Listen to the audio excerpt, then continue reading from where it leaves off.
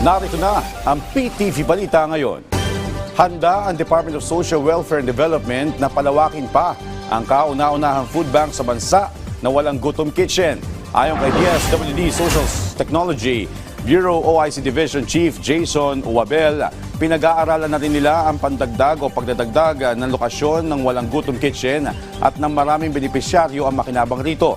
Kasama sa ikinokonsidera ang pagbubukas ng soup kitchen sa iba't ibang highly mobilized cities sa National Capital Region at gayon din ang pagdedeploy ng mga mobile kitchen. Target din na mapalawak ng DSWD ang partnership nito sa pribadong sektor at makahikayat ng mas maraming volunteers. Sa ngayon ay nasa mahigit 12,000 individual ang nakinabang sa walang gutom kitchen. Sa ating lagay ng panahon, pangkalahatang magiging maaliwalas ang panahon sa bansa ngayong araw. Maliban na lang sa kalat-kalat na pag-ulan sa Bicol Region, Quezon, Marinduque at Oriental Mindoro dahil sa shear line.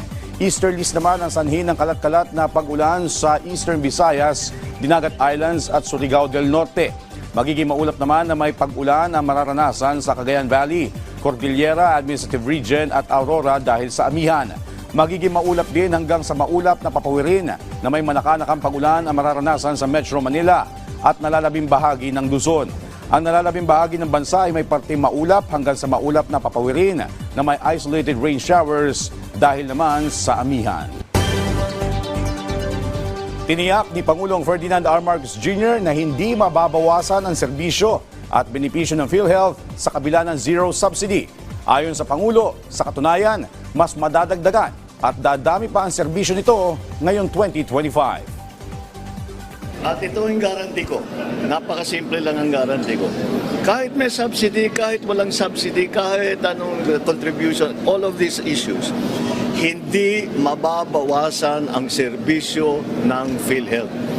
Hindi mababawasan ang bayad ng PhilHealth sa insurance claim. In fact, baliktad, padadamihin pa namin ang serbisyong ibibigay ng PhilHealth, palalakihin pa namin ang pagbayad sa insurance claims.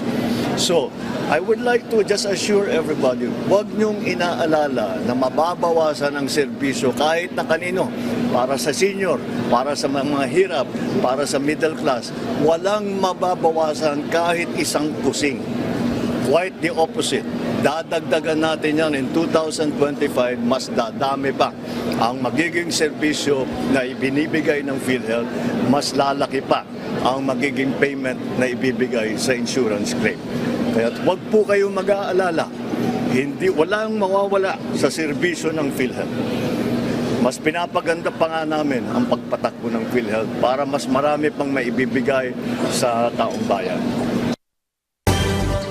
Samantala, abangan po mamaya ang performance report ng Food and Drug Administration. Tatalakayin niya kasama si FDA Director General Dr. Samuel Zacate sa Bagong Pilipinas Ngayon program na mapapanood mamayang alas 12:30 ng tanghali dito lang sa PTV.